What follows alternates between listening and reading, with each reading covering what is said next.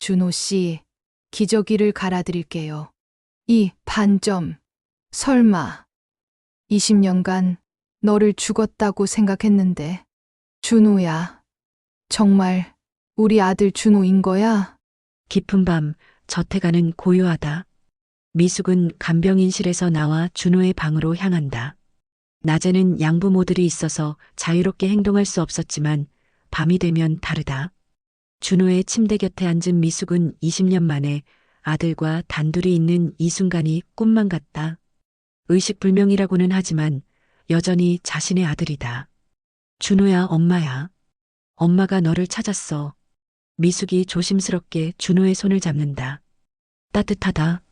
살아있다는 것이 느껴진다. 그때 문득 20년 전 자장가가 생각난다. 준호가 잠들기 전에 항상 불러달라고 조르던 그 노래. 자장자장 우리 아가. 잘도 잔다 우리 아가. 나지막이 흥얼거리기 시작한다. 그런데 놀라운 일이 벌어진다. 미동도 없던 준호의 눈가에서 조용히 눈물 한 방울이 흘러내리는 것이다. 미숙이 숨을 멈춘다. 착각일까? 하지만 분명히 보았다. 준호의 눈에서 눈물이. 준호야, 엄마 목소리 들리는 거야? 더욱 간절하게 말을 건다.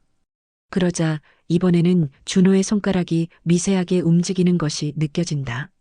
너무나 미세해서 놓칠 뻔했지만 분명히 움직였다. 그래, 너 깨어 있구나. 알고 있어, 엄마가. 미숙의 확신이 더욱 굳어진다. 준호는 의식이 있다. 다만 어떤 이유에서인지 그것을 숨기고 있을 뿐이다. 1층 거실에서는 이태민과 박순욱이 서류를 펼쳐놓고 대화를 나누고 있다. 48세의 이태민은 성공한 사업가답게 비싼 정장을 입고 있지만 얼굴에는 피로와 스트레스가 역력하다. 보험회사에서 연락 왔어? 아직이요. 하지만 6개월 의식불명이 지속되면 15억을 먼저 지급한다고 했어요. 박순욱이 보험 약관서를 넘기며 답한다. 사망보험금 15억 원에 추가로 상해보험금 5억 원까지 총 20억 원이라는 거액이다. 이제 3개월 남았네. 그때까지만 버티면. 그런데 여보, 그 간병인. 혹시 뭔가 눈치챈 건 아닐까요?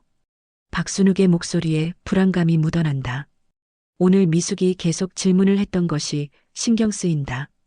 설마, 그냥 시골에서 올라온 무식한 아줌마일 뿐이야. 돈 벌려고 온 거지, 뭘 알겠어. 그래도 조심해야 할 것 같아요. 만약 우리 계획이 들통나면 그런 일은 없을 거야. 병원에서도 완벽하게 처리했고 준호도 협조하고 있으니까. 이태민의 말에 섬뜩한 뉘앙스가 있다. 협조라는 표현이 이상하다. 의식불명 환자가 어떻게 협조한다는 말인가? 미숙은 복도에서 이 대화를 엿듣고 있다가 온몸이 얼어붙는다. 보험금 15억. 준호의 죽음을 기다리고 있다는 뜻인가? 그나저나 6개월만 더 지나면 우리도 이제 자유로워지는 거네요. 그래. 그동안 정말 고생 많았어. 20년. 길고 긴 시간이었죠. 20년? 미숙의 귀가 번쩍 뜨인다. 그들이 준호를 키운 것이 정확히 20년이라는 것이다. 그럼 준호가 5살 때부터 더 이상 들을 수 없어 미숙은 조용히 자신의 방으로 돌아간다. 머릿속이 복잡하다. 준호가 자신의 아들이라는 확신과 함께 그를 둘러싼 거대한 음모가 있다는 직감이 든다. 미숙은 침대에 앉아 20년 전을 떠올린다. 남편이 건설 현장 사고로 죽고 생활고에 시달리다 어쩔 수 없이 준호를 고아원에 맡겼던 그날. 준호야, 엄마가 돈 벌어서 꼭 데리러 올게. 1년. 길어도 2년이면 꼭. 하지만 1년 후 고아원을 찾았을 때 들은 것은 충격적인 소식이었다. 화재가 있었어요. 몇 명의 아이들이. 준호도 그때. 고아원 원장의 말에 미숙은 그 자리에서 쓰러졌다. 자신의 아들이 죽었다는 것이었다. 그 후 20년간 미숙은 자책과 죄책감에 시달렸다. 하지만 이제 알았다. 준호는 죽지 않았다. 살아있었다. 그리고 이 집에서 20년간 어떤 이유로 감금되어 있었다. 왜 이런 일이? 미숙의 눈에서 눈물이 흐른다. 기쁨과 분노, 그리고 막막함이 뒤섞인 복잡한 감정이다. 아들을 되찾은 기쁨도 잠시 그를 둘러싼 거대한 음모 앞에서 무력감을 느낀다. 하지만 포기할 수는 없다. 20년 만에 찾은 아들을 다시 잃을 수는 없다. 반드시 진실을 밝혀내고 준호를 구해내야 한다. 창밖으로 새벽이 밝아온다. 긴 하루가 시작되려 한다. 이태민과 박순욱이 병원에 간 사이 미숙은 드디어 기회를 잡았다. 그들의 비밀을 파헤칠 수 있는 유일한 장소인 이태민의 서재로 향한다. 중후한 목재로 꾸며진 서재. 벽면을 가득 채운 서적들과 각종 상패들이 성공한 사업가의 위상을 보여준다. 하지만 미숙의 관심은 책상 위에 놓인 서류들이다. 뭔가 있을 거야. 조심스럽게 서랍을 연다. 첫 번째 서랍에는 일반적인 사업 서류들이 있다. 두 번째 서랍에도 별다른 것이 없다. 하지만 세 번째 서랍, 깊숙이 숨겨진 파일 하나가 눈에 띈다. 이준호 생명보험 계약서. 미숙의 심장이 빠르게 뛴다. 떨리는 손으로 파일을 연다. 계약서의 내용을 읽어가며 미숙의 얼굴이 점점 굳어진다. 피보험자 이준호 만 25세. 사망보험금 15억 원. 상해보험금 5억 원. 수혜자 이태민 법정 후견인. 그리고 가장 충격적인 조항. 피보험자가 상해로 인한 의식불명 상태가 6개월 이상 지속될 경우 사망보험금의 50% 우선 지급. 이 악마 같은. 미숙의 입에서 저주가 터져나온다. 이제 모든 것이 이해된다. 왜 그들이 준호의 회복을 원하지 않는지, 왜 6개월을 기다리고 있는지. 급히 휴대폰으로 서류를 촬영한다. 하지만 이것만으로는 부족하다. 더 많은 증거가 필요하다. 서재 한 구석에 놓인 오래된 서류 상자가 눈에 들어온다. 대일건설 관련 서류라고 적혀 있다. 호기심에 상자를 연다. 그 순간 미숙은 그대로 얼어붙는다. 상자 안에서 나온 서류들 중에 익숙한 이름이 보인다. 김준수, 추락사고 사망. 자신의 남편 이름이다. 20년 전 건설 현장에서 추락사고로 죽은 남편의 사고 보고서가 여기에 있다. 이게 왜 여기에? 서류를 자세히 읽어보니 더욱 충격적인 사실이 드러난다. 사고 당시 현장 책임자가 바로 젊은 시절의 이태민이었다는 것이다. 사고 보고서에는 안전장비 미착용으로 인한 개인 과실이라고 기록되어 있지만 별첨 자료에는 다른 내용이 있다. 안전장비의 결함, 부실한 안전관리, 그리고 그것을 덮으려는 회사의 조작.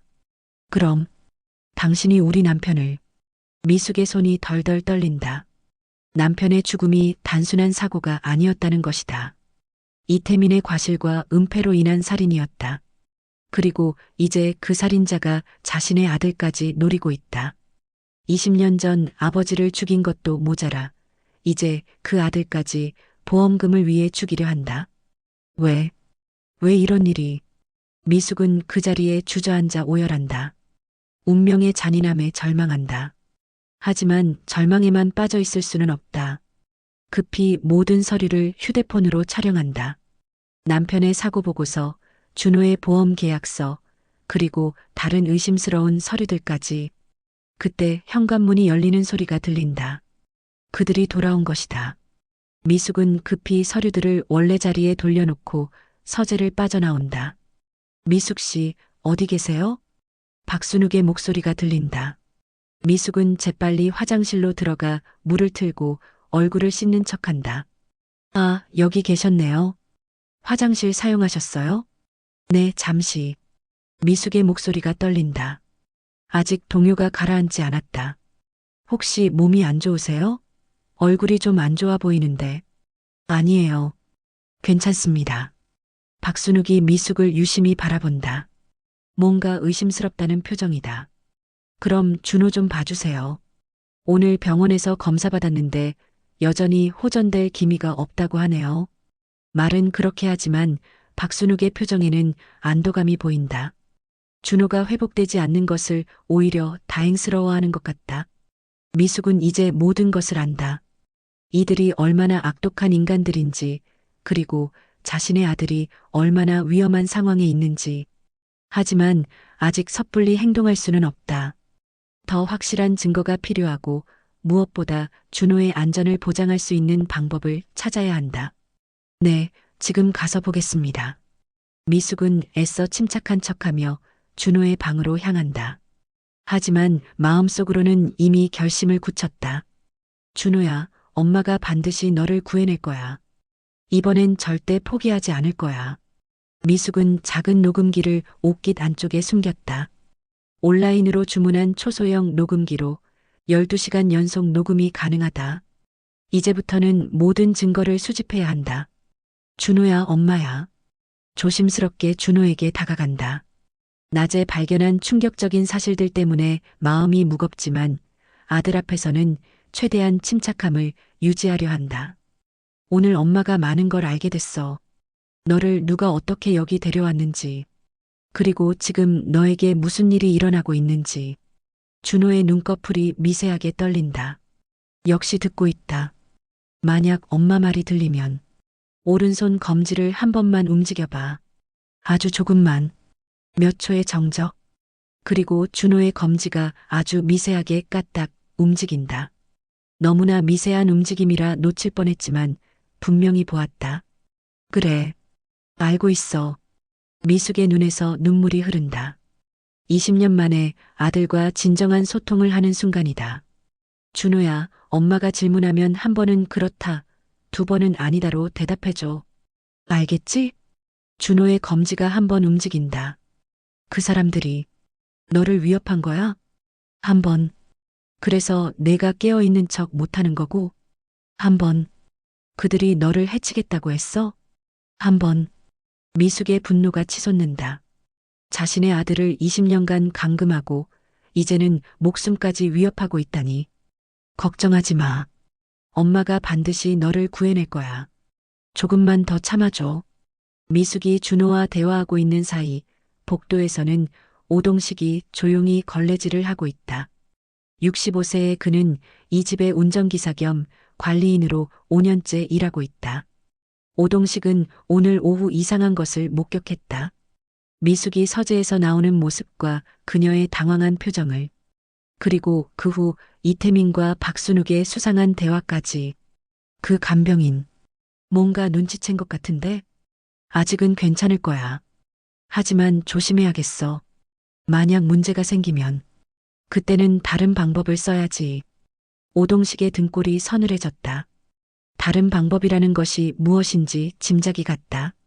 이 집에서 5년간 일하면서 그들의 본성을 어느 정도 알게 되었으니까. 하지만 지금까지는 모른 척했다. 희귀병을 앓고 있는 손녀의 치료비 때문에 이 일자리가 절실했기 때문이다. 높은 급여와 각종 혜택을 포기할 수 없었다. 그런데 오늘 미숙의 표정을 보고 마음이 흔들렸다. 그 간절함과 절망, 그리고 분노가 뒤섞인 표정은 마치 자신의 가족을 잃은 사람의 것 같았다. 할아버지. 작업복 주머니에서 손녀의 사진을 꺼낸다. 8살 민지는 선천성 심장병으로 수술비가 5천만 원이나 든다. 오동식의 전 재산을 털어도 부족한 금액이다. 하지만 양심이 허락하지 않는다. 더 이상 모른 척할 수 없다. 오동식은 결심을 굳히고 차고로 향한다. 그곳에는 지난달 교체한 차량의 블랙박스가 있다. 혹시 모르니 보관해둔 것인데 그 안에는 이태민의 수상한 행적들이 고스란히 담겨 있다. 오동식이 오래된 블랙박스에서 메모리 카드를 빼낸다. 이 카드에는 지난 3개월간의 기록이 들어있다. 이태민이 병원을 드나드는 모습, 의사와 나누는 수상한 대화들까지. 미안하다, 민지야. 할아버지가 더 이상 나쁜 짓에 동조할 수는 없겠어. 메모리 카드를 작업복 주머니에 넣는다. 이것을 어떻게 미숙에게 전해줄지는 좀 더 생각해봐야겠지만 일단 결심은 섰다. 그때 차고 문이 열리는 소리가 난다. 이태민이 들어온다. 오 기사, 뭐하고 있어요? 아, 사장님. 차량 점검하고 있었습니다. 이 시간에? 내일 해도 되는 일 아닌가요? 이태민의 목소리에 의심이 묻어난다. 오동식은 재빨리 메모리 카드를 주머니 깊숙이 넣는다. 혹시나 해서요. 내일 중요한 약속이 있으시다고 하셔서. 그렇군요. 그럼 빨리 마무리하고 들어가세요. 이태민이 나간 후 오동식은 한숨을 쉰다. 위험한 게임이 시작됐다. 미숙이 방에 들어서자마자 이상함을 느낀다. 천장에 못 보던 CCTV 카메라가 설치되어 있다. 작고 은밀하지만 방의 모든 구석을 볼 수 있는 위치다. 미숙 씨 오셨네요. 박순욱이 뒤따라 들어온다. 언제나처럼 상냥한 미소를 짓고 있지만 오늘은 뭔가 다르다. 눈빛이 더욱 날카롭다. 카메라는 언제 설치하신 건가요? 그거요? 요즘 세상이 워낙 흉흉해서요. 보안 차원입니다. 신경 쓰지 마세요. 하지만 미숙은 안다. 이것은 보안이 아닌 감시다. 어제 자신의 행동이 들킨 것일까? 아니면 준호와의 대화를 의심하고 있는 것일까? 그리고 미숙 씨, 죄송하지만 오늘부터 근무 시간을 조정하려고 해요. 네. 밤에는 저희가 직접 준호를 돌보는 게 나을 것 같아요. 그러니까 낮에만 출근해 주세요. 오전 9시부터 오후 6시까지. 미숙의 가슴이 철렁한다. 밤 시간을 빼앗긴다는 것은 준호와 소통할 기회를 잃는다는 뜻이다. 그들이 의심하고 있다는 증거다. 간병인은 24시간 돌봄이 원칙인데 저희 나름대로의 방침이 있어요. 이해해 주세요. 박순욱의 목소리가 단호하다. 더 이상 논쟁할 여지를 주지 않겠다는 뜻이다. 알겠습니다. 미숙은 어쩔 수 없이 수긍한다. 하지만 마음속으로는 다른 계획을 세운다. 밤에 올 수 없다면 다른 방법을 찾아야 한다. 이태민이 누군가와 전화 통화를 하고 있다. 목소리가 낮지만 내용은 충분히 심각하다. 박 원장, 그쪽 상황은 어때요? 전화 너머에서 들리는 목소리는 중년 남성의 것이다. 준호 상태는 계속 유지되고 있습니다만 간병인이 좀 신경 쓰이네요. 뭔가 의심하고 있다는 뜻인가요? 확실하지는 않지만 너무 많은 질문을 해서요. 혹시 뭔가 눈치챈 건 아닐까 싶어서. 이태민의 표정이 어두워진다. 알겠어요. 일단 더 조심스럽게 진행하죠. 그리고 혹시 문제가 생기면 그때는 다른 방법을 써야겠죠. 아시잖아요. 우리가 얼마나 많은 걸 걸고 있는지. 물론입니다. 6개월만 더 버티면 모든 게 끝나니까요. 전화를 끄는 이태민은 창밖을 바라보며 생각에 잠긴다. 20년간 진행해온 계획이 막바지에 와서 흔들릴 수는 없다. 김미숙, 그 이름을 중얼거리며 뭔가를 결심하는 듯한 표정을 짓는다. 미숙은 반강제로 일찍 퇴근한 후 자신의 원룸에 앉아 오늘 녹음한 파일을 듣고 있다. 하지만 별다른 내용이 없다. CCTV 때문에 조심스러워서 제대로 된 대화를 나누지 못했기 때문이다. 어떻게 해야 하지? 휴대폰에 저장된 사진들을 본다. 어제 촬영한 보험 계약서와 남편의 사고 보고서. 이것만으로도 상당한 증거가 되지만 아직 부족하다. 그때 문자 메시지가 온다. 발신자는 익명. 내일 오후 3시 근처 카페에서 만나요. 중요한 이야기가 있어요. 오동식. 미숙의 눈이 커진다. 운전기사가 왜 자신에게 연락을 한 것일까? 그리고 어떻게 자신의 번호를 알았을까? 하지만 지푸라기라도 잡고 싶은 심정이다. 혹시 그가 도움을 줄 수 있을지도 모른다. 미숙은 구석진 자리에 앉아 오동식을 기다린다. 10분 후 작업복 차림의 오동식이 조심스럽게 들어온다. 죄송합니다. 늦었나요? 아니에요. 그런데 저한테 왜 연락을? 오동식은 주변을 살핀 후 가방에서 작은 봉투를 꺼낸다. 이걸 받아보세요. 봉투 안에는 메모리 카드가 들어있다. 이게 뭔가요? 차량 블랙박스 기록이에요. 지난 3개월간의. 오동식의 목소리가 떨린다. 그는 손녀의 사진을 보여준다. 제 손녀예요. 희귀병을 앓고 있어서 수술비가 5천만 원이나 들어요. 그런데 왜 이걸 저한테? 아주머니, 혹시 준호와 무슨 관계가 있으세요? 갑작스러운 질문에 미숙이 당황한다. 왜 그런 질문을? 어제 아주머니 표정을 봤어요. 그냥 간병인의 표정이 아니었어요. 마치 자식을 잃은 어머니 같은. 오동식의 추측이 정확하다. 미숙은 잠시 망설이다가 결심한다. 준호는 제 아들이에요. 뭐라고요? 20년 전에 잃어버린 제 아들이에요. 오동식의 눈이 커진다. 그제서야 모든 것이 이해된다. 그럼 이태민과 박순욱이 네, 제 아들을 이용해서 보험금을 타내려고 하고 있어요. 오동식이 주먹을 쥔다. 5년간 자신이 어떤 악마들과 함께 일해왔는지 깨닫는다. 그 메모리 카드에는 뭐가 들어있어요? 이태민이 병원장과 나눈 대화들이 있어요. 진단서 조작에 관한. 미숙의 눈이 번뜩인다. 드디어 결정적인 증거를 손에 넣었다. 미숙은 노트북으로 메모리 카드의 내용을 확인한다. 화면에 나타나는 것은 이태민이 운전 중에 나눈 여러 통화 내용들이다. 박 원장, 준호 의식불명 진단서는 확실하게 유지해 주세요. 혹시 다른 병원으로 옮기자는 이야기가 나오면 어떻게 하죠? 그런 일은 없을 겁니다. 저희가 법정 후견인이니까. 약물 투여량은 어떻게 조절하고 계십니까? 의식을 완전히 잃지는 않을 정도로. 하지만 깨어나지도 못할 정도로. 미숙의 혈관에 분노가 끓어오른다. 그들이 준호를 의도적으로 식물인간 상태로 만들고 있었다는 결정적 증거다. 다른 파일들도 재생한다. 박순욱과 보험회사 직원의 통화, 이태민과 변호사의 대화까지 모든 것이 치밀하게 계획된 보험 사기였다. 이제 충분해. 미숙은 모든 증거를 USB에 복사한다. 내일 당장 경찰서에 신고할 작정이다.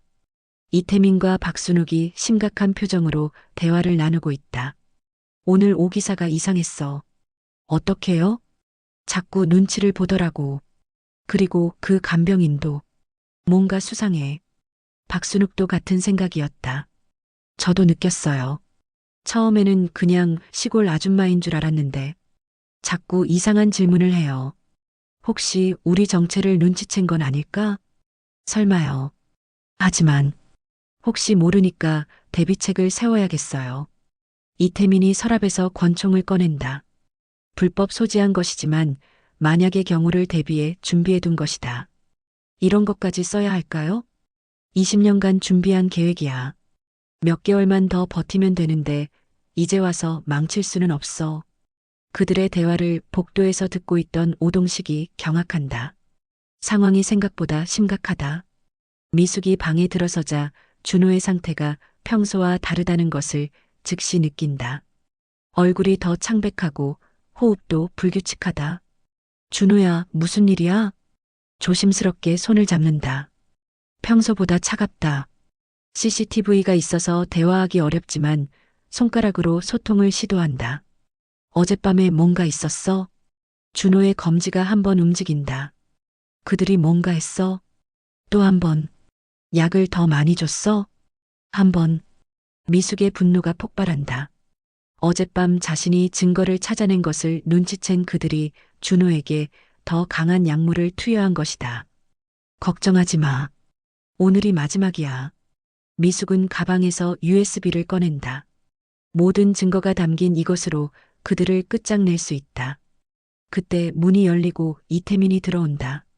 평소와 달리 차가운 표정이다. 미숙 씨, 잠깐 이야기 좀 하죠. 무슨 이야기요?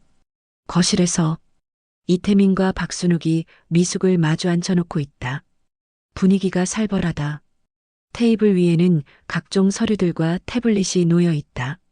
미숙 씨, 솔직히 말씀해 주세요. 이태민의 목소리가 차갑다. 뭘 말씀드리라는 건가요? 더 이상 모르는 척하지 마세요. 이태민이 태블릿을 돌려서 보여준다. 어제 미숙과 오동식이 카페에서 만나는 모습이 찍힌 사진이다. 어떻게? 미숙의 얼굴이 하얗게 질린다. 우리가 누군지 알고 계시죠? 그리고 오 기사까지 끌어들이셨네요. 저는 정말 그만하세요. 박순욱이 냉소적으로 웃는다. 이미 다 알고 있어요.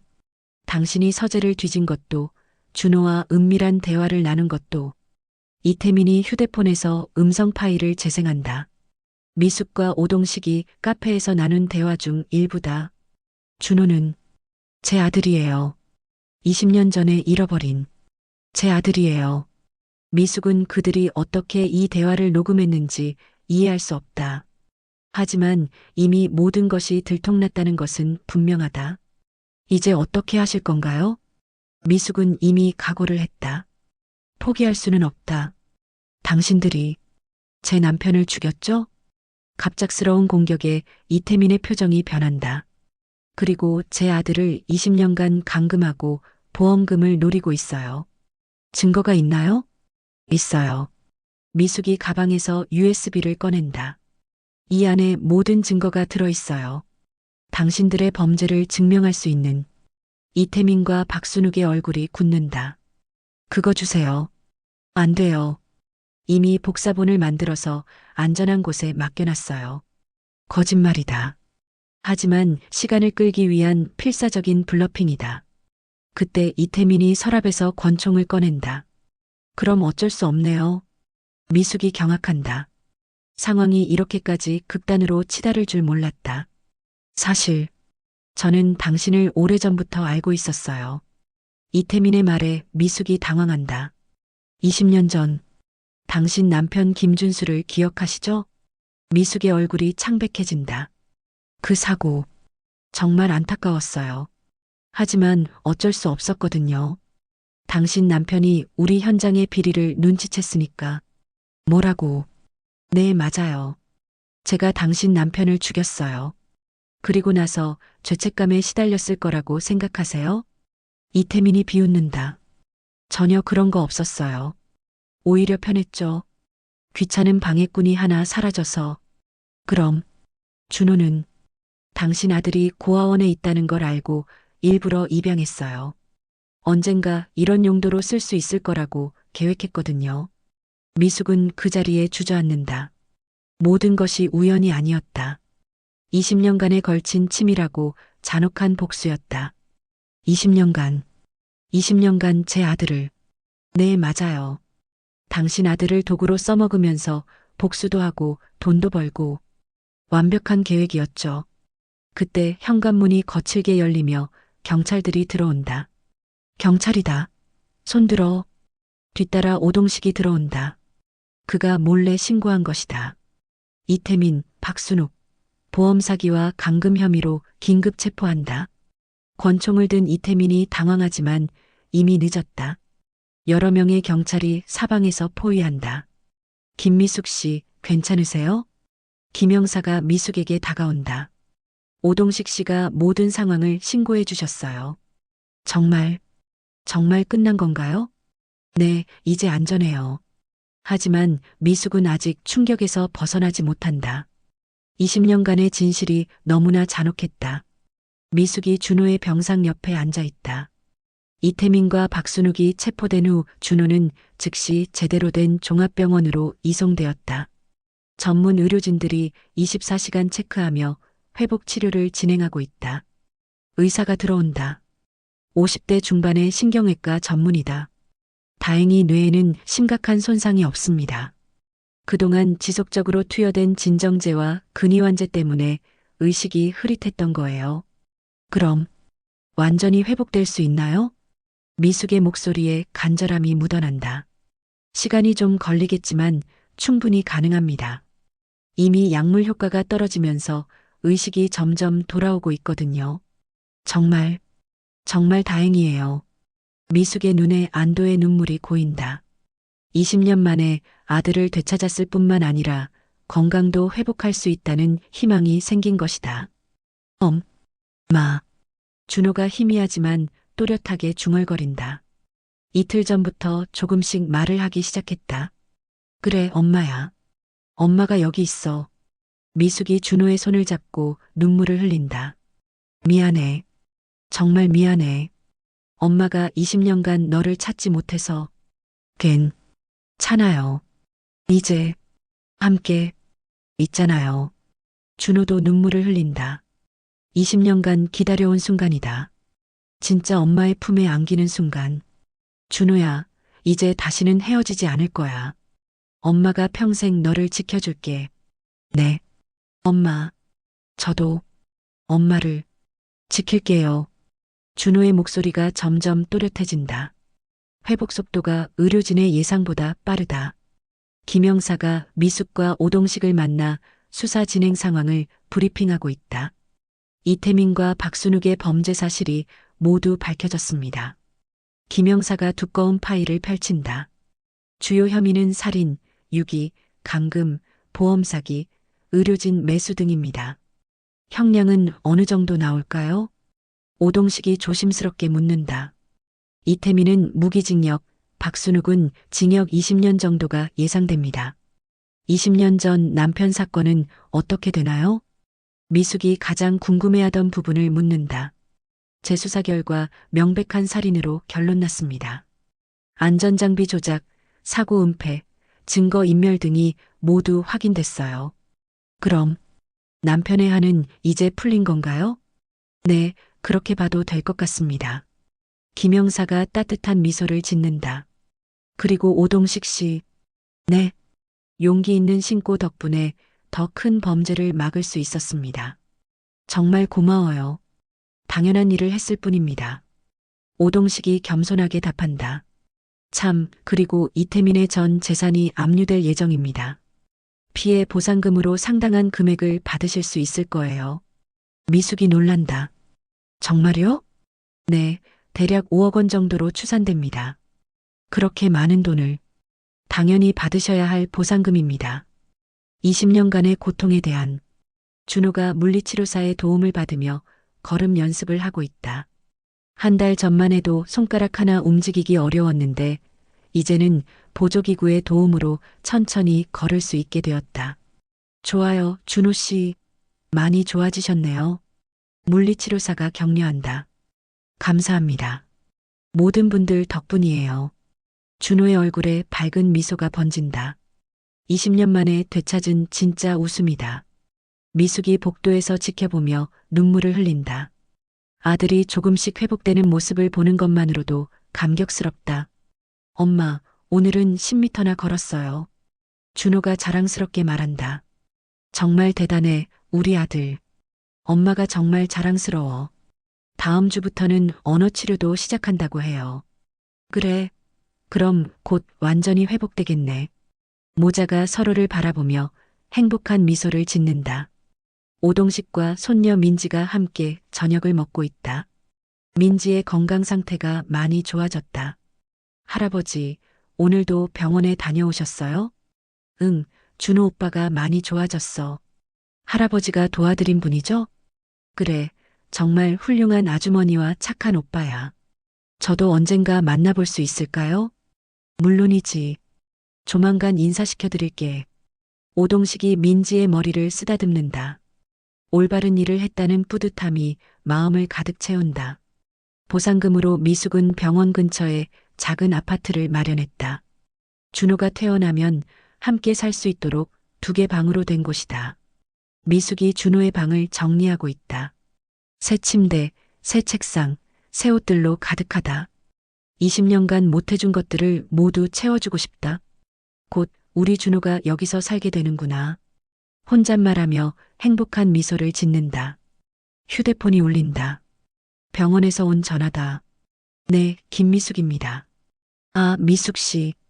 좋은 소식이 있어요. 의사의 목소리가 밝다. 준호 씨 회복 속도가 예상보다 훨씬 빨라요.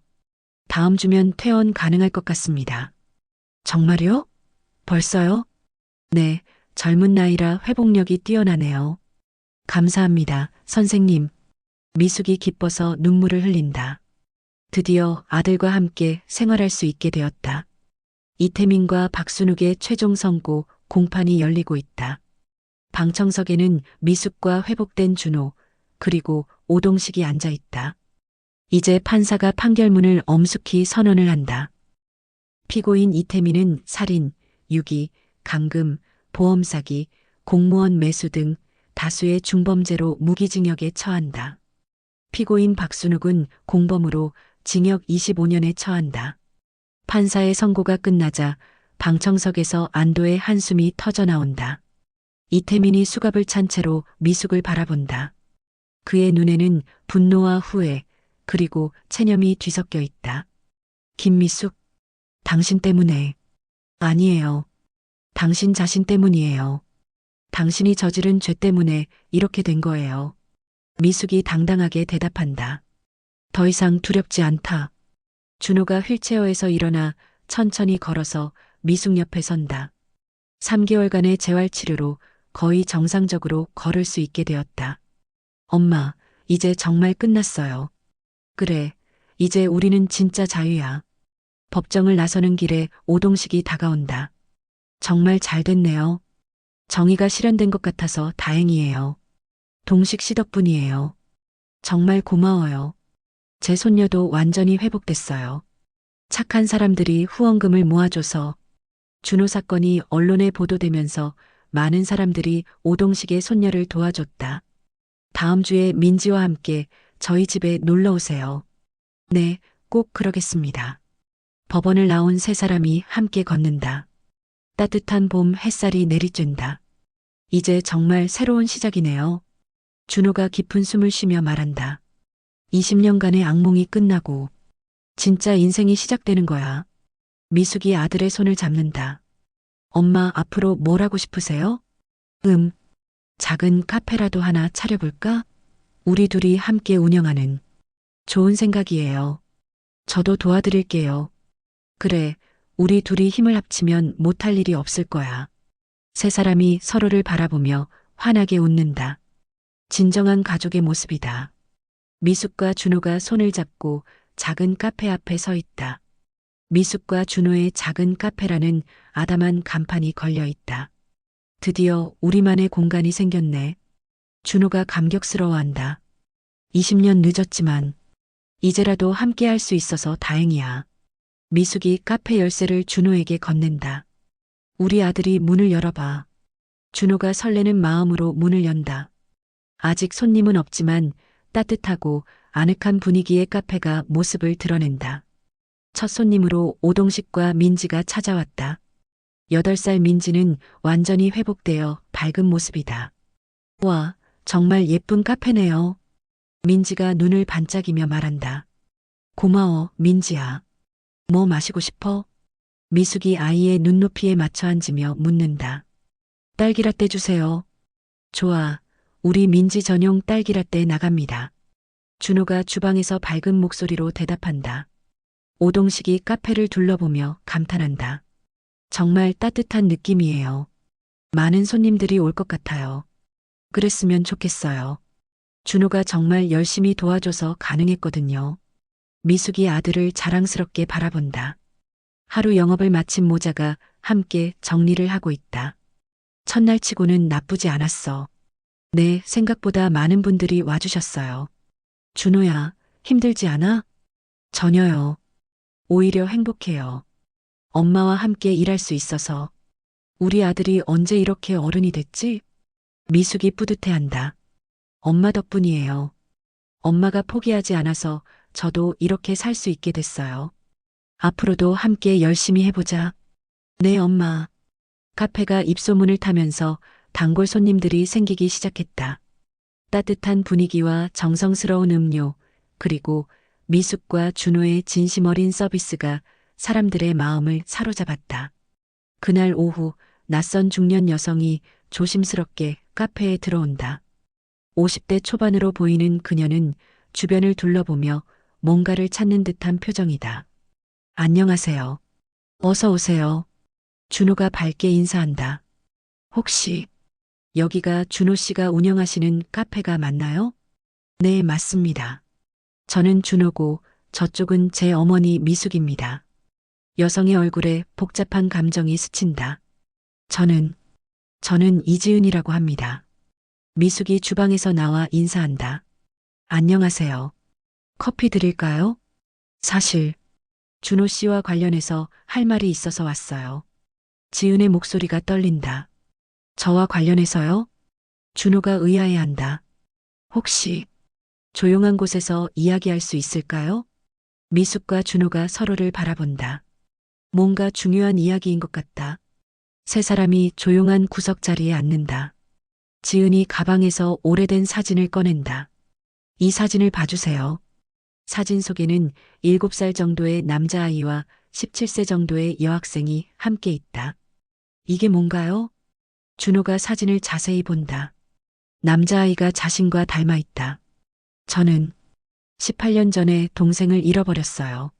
지은의 눈에 눈물이 맺힌다. 부모님이 사고로 돌아가시고 저는 미성년자라 동생을 키울 수 없어서 고아원에. 미숙의 가슴이 철렁한다. 혹시 그 동생 이름이 뭐였나요? 김지훈이었어요. 당시 7살이었고 지훈이요? 준호가 놀란다. 혹시 준호 씨가 제 동생일 수도 있다고 생각해서 왔어요. 하지만 저는 준호인데요. 고아원에서 이름이 바뀔 수도 있잖아요. 지은이 다른 사진을 보여준다. 지훈이 왼쪽 어깨에 작은 흉터가 있었어요. 5살 때 놀다가 다친. 준호가 자신의 왼쪽 어깨를 확인한다. 정말로 작은 흉터가 있다. 이거 맞아요. 모두가 숨을 죽인다.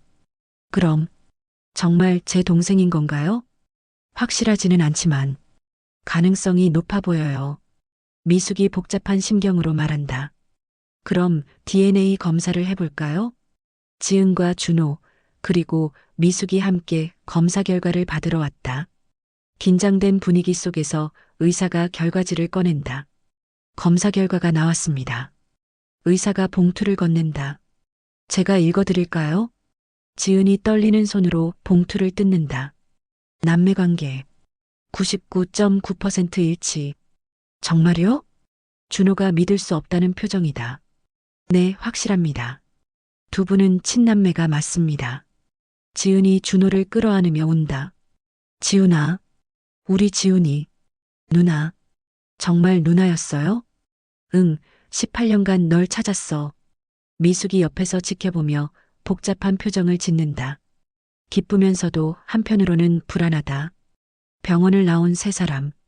분위기가 미묘하다. 이제 어떻게 되는 거죠?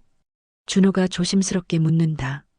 당연히 누나와 함께 살아야지. 지은이 당연하다는 듯 말한다. 하지만 미숙 이모는 걱정하지 마. 미숙이 억지로 웃으며 말한다. 내 진짜 가족을 찾은 건데 당연히 함께 살아야지. 엄마. 준호가 미숙을 부르다가 말끝을 흐린다. 이제 뭐라고 불러야 할지 모르겠다. 엄마라고 불러. 넌 내 아들이야. 핏줄이 어떻든 상관없어. 미숙이 단호하게 말한다. 지은이 준호를 자신의 집으로 데려온다. 깔끔하고 따뜻한 분위기의 아파트다. 여기가 우리 집이야. 이제 내 집이기도 하고. 정말 괜찮아요? 갑자기 이렇게. 뭔 소리야? 18년을 기다렸는데. 지은이 준호의 방을 보여준다. 여기가 내 방이야. 이미 준비해뒀어.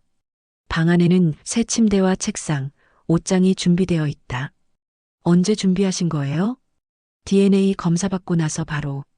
확신이 있었거든. 준호가 감동한다. 그런데 누나, 미숙 이모는 어떻게 해요? 뭐가? 20년간 저를 키워주셨는데. 지은의 표정이 복잡해진다. 사실 미숙에 대해 복잡한 감정이 있다. 준호가 없는 카페는 썰렁하다. 미숙이 혼자서 손님들을 맡고 있지만 예전 같은 활기가 없다. 오동식이 민지와 함께 찾아온다. 미숙 씨, 괜찮으세요? 네, 괜찮아요.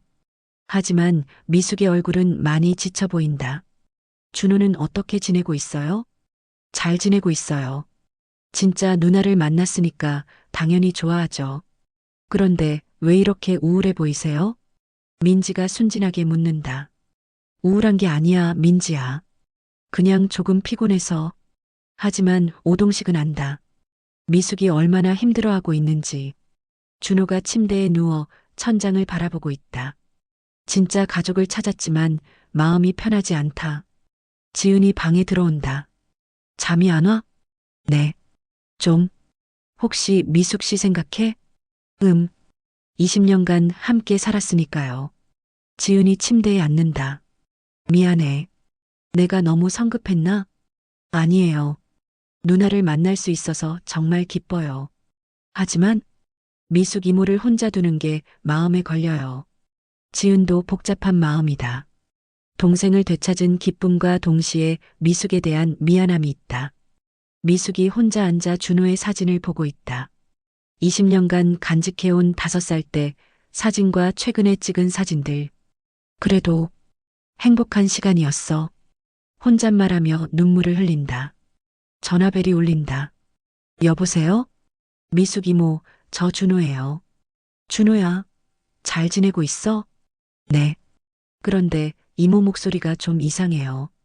괜찮으세요? 괜찮아. 그냥 감기 기운이 있어서. 내일 카페에 가도 될까요? 물론이지. 언제든 와. 전화를 끊고 미숙은 울컥한다. 아직도 자신을 이모라고 부르는 준호가 고맙다. 준호가 지은과 함께 카페를 찾는다. 미숙이 반갑게 맞이한다. 어서 와, 준호야. 안녕하세요, 미숙 씨. 지은이 조심스럽게 인사한다. 지은 씨도 어서 와요. 뭐 드릴까요? 저는 아메리카노 주세요. 세 사람이 앉아 어색한 대화를 나눈다. 미숙 씨, 죄송해요. 지은이 먼저 말을 꺼낸다. 뭐가요? 지훈이를, 준호를 갑자기 데려가서 당연한 일이에요. 진짜 가족이잖아요. 하지만 20년간 키워주신 건 미숙 씨예요. 지은의 목소리에 진심이 담겨 있다. 그래서 제안이 있어요. 무슨 제안이요? 저희와 함께 살지 않으실래요? 미숙이 놀란다. 뭐라고요? 준호도 미숙 씨를 원하고 있어요. 그리고 저도 미숙 씨가 있어야 우리가 진짜 가족이 될 것 같아요. 준호가 고개를 끄덕인다. 정말요, 엄마. 저희 모두가 함께 살았으면 좋겠어요. 하지만 나는 남이잖아. 아니에요. 지은이 미숙의 손을 잡는다. 20년간 지훈이를 키워주신 분이에요. 저에겐 은인이시고 이제는 가족이에요. 미숙의 눈에 눈물이 맺힌다. 미숙이 짐을 정리해서 지은의 집으로 이사했다. 작지만 따뜻한 가정이 만들어졌다. 어색하지 않으세요? 지은이 미숙에게 묻는다. 조금. 하지만 좋아요. 이제 정말 가족이에요. 준호가 행복해한다. 카페는 어떻게 해요? 우리 셋이 함께 운영하면 어떨까요? 지은이 제안한다. 정말요? 네, 저도 일을 찾고 있었거든요. 그럼 진짜 가족 사업이 되는 거네요. 미숙이 웃는다. 이제 세 사람이 함께 운영하는 카페가 되었다. 손님들도 이 특별한 가족의 이야기를 알고 더욱 많이 찾아온다. 정말 신기한 이야기네요. 한 단골 손님이 감탄한다. 혈연을 넘어선 진짜 가족의 모습 같아요. 감사해요. 저희도 정말 행복해요. 지은이 대답한다. 벽면에는 세 사람의 사진이 걸려 있다. 우리의 새로운 시작이라는 제목 아래 카페가 지역의 명소가 되었다. 가족의 기적적인 재회 이야기가 알려지면서 많은 사람들이 찾아온다. 어느 날 중년 남성이 카페에 들어온다. 표정이 어둡고 무거워 보인다. 안녕하세요. 준호가 인사한다. 혹시 여기가 그 유명한 카페인가요? 가족을 찾은. 네, 맞습니다. 저도 가족을 찾고 있어요. 남성의 목소리가 떨린다. 15년 전에 딸을 잃어버렸거든요. 미숙이 다가온다. 앉으세요. 천천히 이야기해 주세요. 이렇게 해서 카페는 단순한 사업장이 아닌 같은 아픔을 가진 사람들이 모이는 특별한 공간이 되었다. 미숙이 카페 한쪽 벽면에 가족을 찾습니다. 게시판을 만들었다. 실종된 가족들의 사진과 정보가 붙어 있다. 좋은 아이디어네요. 지은이 감탄한다. 우리가 받은 기적을 다른 사람들에게도 나눠주고 싶어요. 저도 도와드릴게요. 준호가 말한다. 우리 카페가 희망의 장소가 되었으면 좋겠어요. 벽면에는 점점 더 많은 사진들이 붙기 시작한다. 게시판 덕분에 첫 번째 기적이 일어났다. 10년 전 실종된 아들을 찾던 어머니가 카페를 통해 아들과 재회했다. 정말 감사해요. 50대 여성이 눈물을 흘리며 미숙에게 인사한다. 저희가 뭘 했어요. 다행히 좋은 결과가 나와서 기뻐요. 이 게시판이 없었다면 평생 못 만날 뻔했어요. 여성 옆에는 20대 청년이 서 있다. 어머니를 닮은 따뜻한 눈빛이다. 앞으로 자주 놀러 올게요. 언제든 환영이에요. 이 소식이 언론에 보도되면서 카페는 더욱 유명해진다. 미숙이 지역 방송에 출연해 인터뷰를 받는다. 정말 감동적인 이야기네요. 앞으로의 계획은 어떻게 되시나요? 더 많은 가족들을 도와드리고 싶어요. 저희가 받은 기적을 나누고 싶거든요. 게시판을 통해 벌써 몇 가족이 제외했나요? 아직은 한 가족이지만 계속 늘어날 거라고 믿어요. 마지막으로 하고 싶은 말씀이 있다면 포기하지 마세요. 기적은 반드시 일어납니다. 방송 덕분에 더 많은 사람들이 카페를 찾기 시작한다. 게시판에도 새로운 사연들이 계속 추가된다. 정말 바빠졌네요. 지은이 웃으며 말한다. 좋은 일이죠. 더 많은 가족들을 도울 수 있으니까. 준호가 뿌듯해한다. 우리가 시작한 작은 움직임이 이렇게 커질 줄 몰랐어요. 미숙이 감격한다. 이제 카페는 전국적으로 유명해졌다. 매일 새로운 사연을 가진 사람들이 찾아온다. 게시판은 벽 전체를 차지할 만큼 커졌다. 어느 날 특별한 방문자가 온다. 경찰관 김영사다. 안녕하세요. 혹시 기억하시나요? 아, 김영사님. 어떻게 오셨어요? 미숙이 반갑게 맞이한다. 사실 부탁이 있어서 왔어요. 무슨 부탁이요? 경찰서에서도 이런 게시판을 만들고 싶어서요. 도와주실 수 있을까요? 물론이죠. 이렇게 해서 미숙의 아이디어는 경찰서, 주민센터 등으로 확산되기 시작한다. 전국 각지에서 비슷한 가족 찾기 게시판이 생겨나기 시작한다. 미숙의 카페를 모델로 한 것들이다. 부산의 한 카페, 대구의 커뮤니티 센터, 광주의 복지관, 작은 희망의 씨앗이 전국으로 퍼져나가고 있다. 하루 일을 마친 세 가족이 함께 저녁을 먹는다. 오늘도 새로운 제보가 5건이나 들어왔어요. 준호가 보고한다. 정말 뿌듯해요. 우리가 시작한 일이 이렇게 커지다니. 지은이 감격한다. 아직 시작일 뿐이에요. 더 많은 가족들이 만날 수 있도록 도와야죠. 미숙의 눈빛이 결연하다. 전국 가족 찾기 대회가 열리고 있다. 미숙이 주최한 행사로 전국에서 수백 명의 사람들이 참석했다. 무대 위에 미숙, 준호, 지은이 함께 서 있다. 그리고 그동안 도움을 받은 여러 가족들도 함께 있다. 안녕하세요, 여러분. 미숙의 인사에 뜨거운 박수가 터진다. 저는 20년간 아들을 찾아 헤맸던 한 어머니였습니다. 그리고 기적적으로 가족을 되찾았죠. 하지만 더 중요한 건 혈연이 아닌 진정한 가족을 만났다는 것입니다. 준호가 마이크를 받는다. 저는 20년간 제 정체성을 몰랐습니다. 하지만 진짜 가족이 뭔지 알게 됐어요. 사랑으로 이어진 관계가 진짜 가족이라는 것을. 지은도 무대에 선다. 저 역시 18년간 동생을 찾았습니다. 하지만 동생을 되찾는 것보다 더 큰 선물을 받았어요. 미숙 씨라는 새로운 가족을요. 홀 한쪽에는 성공한 재회 사례들이 전시되어 있다. 사진과 함께 각 가족들의 감동적인 이야기가 적혀 있다. 총 127가족의 재회 성공 사례가 전시되어 있다. 미숙의 카페에서 시작된 작은 움직임이 이렇게 큰 성과를 낸 것이다. 정말 대단해요. 한 방문객이 감탄한다. 이 모든 게 미숙 씨 한 분에서 시작된 거군요. 처음에는 저희도 절망했었어요. 하지만 포기하지 않으면 기적이 일어나더라고요. 오동식이 민지와 함께 전시를 보며 설명한다. 그들도 이제 이 특별한 가족의 일원이 되었다. 행사가 끝난 후 핵심 관계자들이 모여 있다. 미숙, 준호, 지은, 오동식, 민지, 그리고 김영사까지. 정말 성공적인 행사였어요. 김영사가 말한다.